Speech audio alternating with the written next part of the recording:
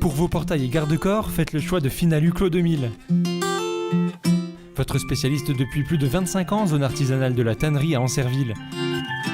Contactez-nous pour vos études et rénovations 03 29 75 22 25 ou sur clos2000.fr. Ouvert du lundi au vendredi et le samedi sur rendez-vous. L'ASPTT de Bar-le-Duc a été promu lauréat du projet Ma fameuse idée. À Vitry-le-François, les gendarmes et policiers partent à la rencontre des collégiens. À l'EHPAD Saint-Charles, les résidents ont le sens du rythme.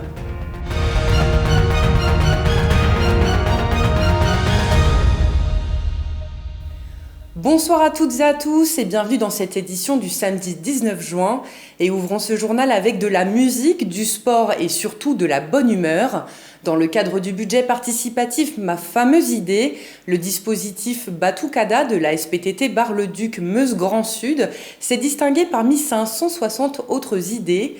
Porté par les jeunes licenciés de la fédération, ce projet à visée festive va permettre d'encourager les sportifs et de valoriser le fair-play lors des compétitions sportives.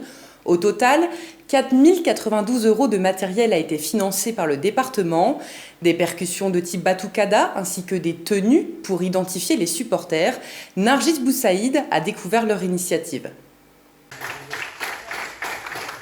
115 votants meusiens ont élu le premier projet jeunesse sportif de l'année, un projet quasi insolite dans le département et dans la ville de Bar-le-Duc qui va permettre de créer une ambiance festive lors des compétitions du club de handball barisien.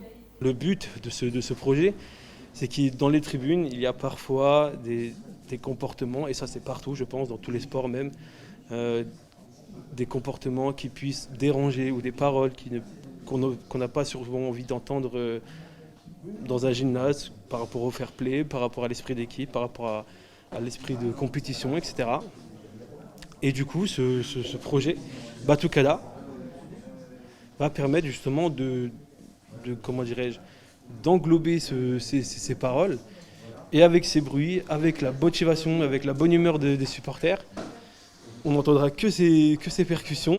L'inauguration du matériel a eu lieu au siège de la SPTT, sous les yeux admiratifs des élus de la ville de Bar-le-Duc et du département de la Meuse. Chacun leur tour, les différents acteurs de cette concrétisation ont pris la parole pour féliciter l'initiative. Avoir des supporters pour une équipe, c'est essentiel. Donc nous, en Meuse, on a la chance d'avoir ce club qui évolue avec les filles en national. Donc c'est très important pour nous, c'est important pour l'attractivité de la Meuse. Et grâce à ce budget participatif, finalement, eh bien, on appuie l'attractivité de notre territoire. Porteur du projet et entouré des licenciés du club, Ilkan Samut, pur produit de la SPTT depuis plusieurs années, se réjouit que son travail et ses efforts puissent aujourd'hui porter leurs fruits. J'ai été très heureux, j'ai pensé au club dans lequel je suis depuis maintenant 12-13 ans. J'ai tout commencé ici, pour l'instant je suis encore ici.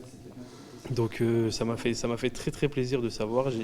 J'ai échangé avec celui qui est mon coach et celui qui m'a aidé aussi dans ce projet-là, Gilles Le Forestier. Donc ça m'a fait très plaisir. On a directement posté ça sur les réseaux sociaux pour prévenir les licenciés du club. Et puis maintenant, on attend une chose, c'est qu'on reprenne en septembre et puis que le projet puisse partir et que puis nous, on puisse rejouer puis pour revoir nos supporters aussi. Quelques temps de formation sont prévus pour initier les supporters aux instruments. Il ne reste donc plus qu'à patienter encore quelques temps avant la reprise des championnats pour pouvoir supporter le club local et mettre le feu au gymnase.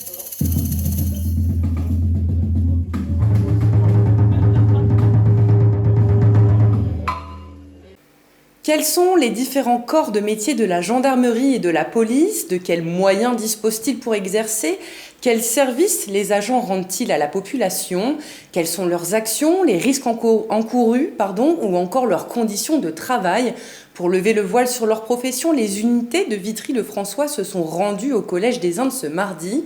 Voici un aperçu des ateliers dont les jeunes ont bénéficié. Et donc en fait, vous pouvez utiliser vos compétences ou les acquérir en faisant des formations. Faire connaître les métiers de la gendarmerie et de la police, tel est l'objectif de l'action de la brigade de Vitry-le-François. Ce mardi 15 juin, les unités de la ville ont investi le Collège des Indes dans le cadre de la journée de rapprochement entre la population et la gendarmerie. Dans cette démarche d'accessibilité, les différents corps de métiers déployés se sont adressés à plusieurs niveaux de classe, du matin au soir.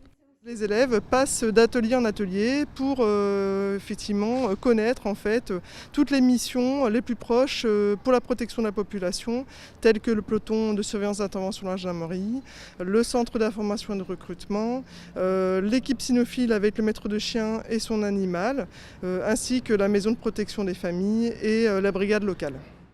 Autre but de la mission, démystifier les actions de la gendarmerie auprès des plus jeunes. Une démarche plutôt réussie, à en croire ce jeune 4e.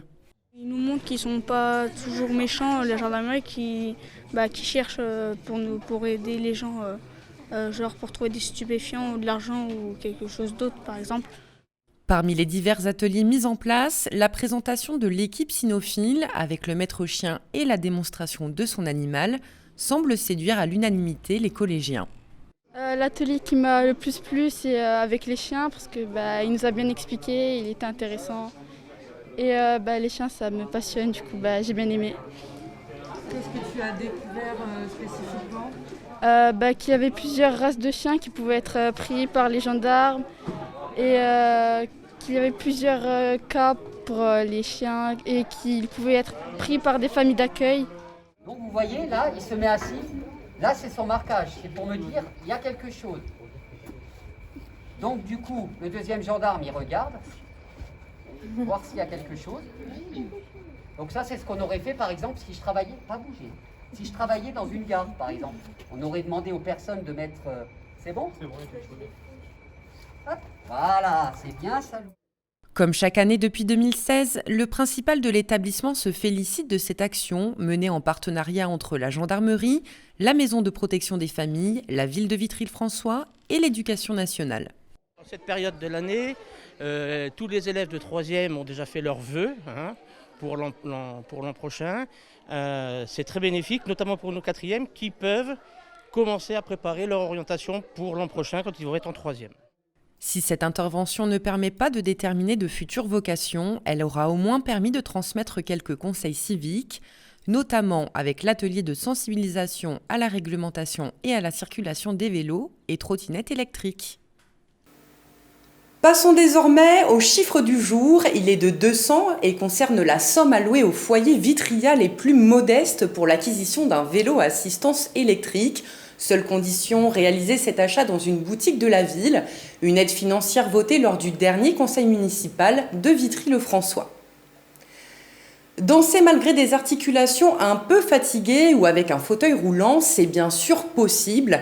À l'EHPAD Saint-Charles de Gondrecourt-le-Château, une quinzaine de résidents se rassemblent tous les mercredis après-midi pour danser en position assise. Une manière confortable et sécuritaire de garder le rythme malgré les signes de l'âge. Julien Voirin est allé recueillir les sourires et gestes animés de nos seniors.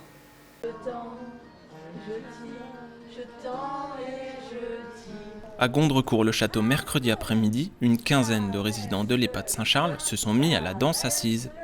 Cette activité a lieu une fois par semaine et elle rassemble la plupart du temps les mêmes seniors qui attendent avec impatience la séance. Des musiques et des chorégraphies faciles à danser sont la clé pour une activité compréhensible par tous. Ce programme entre dans le cadre des projets de vie personnalisés des résidents. Il s'agissait d'une activité que les résidents ont pratiquée durant leur jeunesse et c'est une activité très prisée en lien avec la musique. Aujourd'hui, leur capacité physique ne permet plus de faire ce type de danse, donc nous avons choisi de leur offrir une prestation de danse assise, sur chaise, en lien avec des animatrices qui sont formées et certifiées pour faire une telle activité. Un moment de partage entre chaque retraité, mais aussi avec le personnel de l'EHPAD. Un groupe dynamique et qui a soif de découvrir cette activité. Chaque semaine, les aînés se retrouvent en formant un cercle et passent un moment différent. Les bénéfices de cette activité restent nombreux. On propose ça à nos résidents atteints de troubles cognitifs ou pas, voilà, ça dépend des pathologies. Tout le monde peut participer, c'est l'avantage d'être en position assise parce qu'on a des résidents qui sont en fauteuil roulant ou certains sont hémiplégiques, donc c'est vraiment ouvert à tout le monde et tout le monde peut participer et passer un bon moment. De plus, je dirais que c'est bénéfique au niveau de la mémoire. où ils se souviennent exactement du jour de l'activité dans position assise, de l'heure. Certains attendent finalement 1 heure avant le début de l'activité. Donc c'est très valorisant et ça fait plaisir à animer. D'autres résidents qui n'y sont pas inscrits s'intègrent au groupe dans le cadre d'une danse ou quand ils entendent chanter. Un rendez-vous très apprécié. Ça permet de s'extérioriser, ça permet de voir autre chose que l'EHPAD. De partager un moment agréable. Cet atelier danse assise continuera de se faire à l'EHPAD, puisque tout l'été, sous un beau soleil, les résidents pourront se mettre dehors à l'ombre. Un beau moyen de voyager dans l'enfance.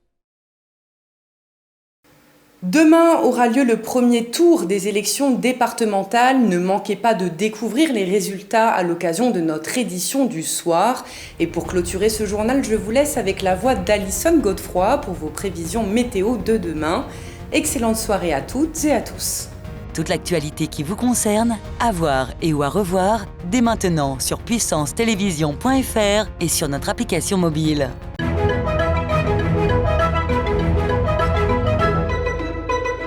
Bonsoir à tous, point météo pour ce soir. Météo France a déclenché le niveau d'alerte vigilance orange, soyez donc vigilants. Demain matin, on commence la journée avec un ciel nuageux sur l'ensemble des villes du Triangle, mais aussi à Chaumont. Demain après-midi, c'est le retour de la pluie avec quelques orages du côté de Saint-Dizier, mais aussi à Chaumont. Côté température, elles seront plus fraîches, 23 et 24 degrés à Vitry-le-François. Demain dimanche 20 juin, nous fêterons les Silvères. Très bonne soirée avec Puissance Télévision.